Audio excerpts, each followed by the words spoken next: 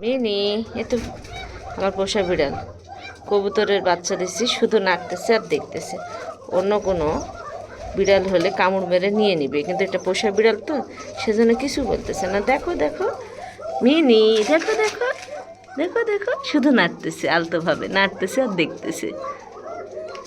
আমার সাথে সাথে প্রত্যেক দিন কবুতরের ঘরে আসে, যে দেখতেছে, শুধু হালকা করে নাড়তেছে আর দেখতেছে। দেখো দেখো মিনি, কবুতর দেখো, আসো।